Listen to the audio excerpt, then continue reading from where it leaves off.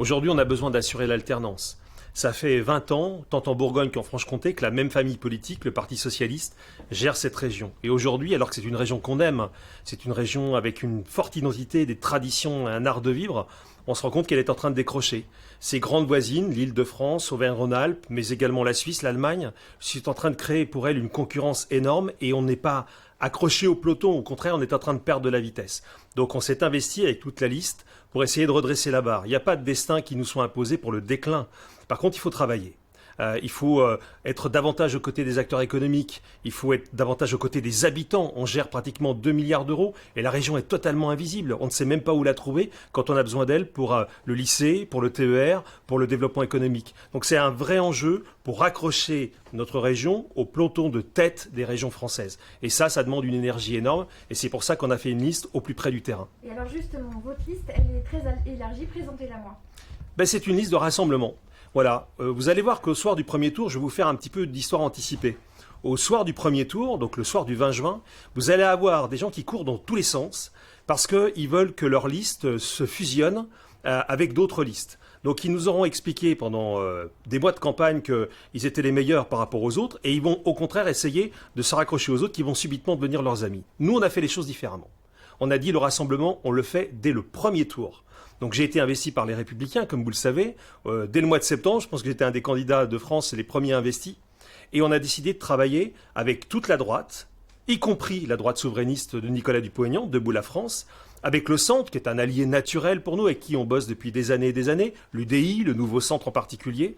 Et on a même élargi jusqu'aux écologistes indépendants d'Antoine Wechter, qui sont des écologistes à nos yeux très sympathiques. Pourquoi ? Parce qu'ils sont anti-éoliens, pro-nucléaire, et puis qu'un certain nombre de ceux qui les représentent sur nos listes sont des chasseurs. Donc pour ça, ça nous fait une écologie de terrain, ça nous va bien. Donc vous voyez qu'on a réussi à constituer quelque chose de très large. Je pense que ce rassemblement, il n'a pas été opéré aussi largement dans une autre région française. C'est toute la droite républicaine avec le centre et des écolos de terrain qui sont là pour défendre leurs convictions et surtout pour dire cette liste du premier tour, ça sera la liste du deuxième, il n'y aura pas de tripatouillage, vous savez qui nous sommes maintenant et nous resterons les mêmes jusqu'au bout. Alors vous l'avez évoqué, effectivement, il y aura un candidat Debout la France sur votre liste, c'est un choix que vous avez fait qui a été aussi critiqué au sein de votre propre camp. Quel est votre argument par rapport à ça ?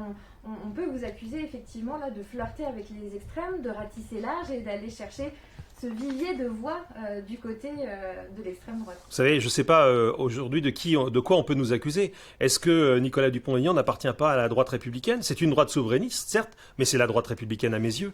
Et en tout cas, c'est en tout cas une droite qui, à la région, s'est retrouvée dans un projet qui est le nôtre. Est-ce que ces électeurs sont des extrémistes ? Je ne le crois pas une seule seconde. Puis vous savez, à un moment donné, il faut peut-être qu'on ouvre juste un petit peu les yeux. Nous ne sommes pas propriétaires de nos électeurs. Il peut y avoir aujourd'hui un partage de convictions, mais l'électeur est souverain. Il n'appartient pas à une écurie. On ne va pas lui dire tu vas voter pour ici plutôt que là parce que tu serais proche d'un tel ou un tel. On s'est retrouvé avec Nicolas Dupont-Aignan. Vous savez qu'il appartenait à ma famille politique il y a quelques années. Il l'a quitté. Mais nous sommes tous les deux des gaullistes. Il l'a dit d'ailleurs ce matin, nous étions ensemble sur le terrain. Il aura 6 candidats sur nos listes. Et donc c'est une vraie alliance autour d'un projet, autour de convictions. Après, j'ai entendu comme vous certains qui se sont écriés que ce n'était pas la bonne solution. Je veux juste rappeler une chose. Cette affaire, elle a été tranchée par 2 fois au sein même des Républicains. Lorsque nous avons réuni la Commission nationale d'investiture avec les parlementaires républicains de Bourgogne et de Franche-Comté, nous avons été acceptés dans cette configuration à l'unanimité de la Commission nationale d'investiture. Et le Conseil national, qui est un peu le parlement de notre parti, l'a approuvé aussi complètement avec les autres têtes de liste départementales. Donc, qu'il y ait des individualités que je respecte forcément, le président du Sénat, le président des députés républicains à l'Assemblée qui se soient exprimés dans un sens adverse, je le comprends parfaitement. Ils ont le droit, et encore une fois, j'ai trop de respect pour eux, pour négliger leurs pensées. Mais les républicains eux-mêmes ont accepté cet accord. Pourquoi ? Parce qu'il faut qu'on sorte de ce corner où on essaie de nous coincer. C'est-à-dire qu'en clair, nous serions coincés entre d'un côté M. Macron et de l'autre Mme Le Pen, et il ne faudrait surtout pas bouger.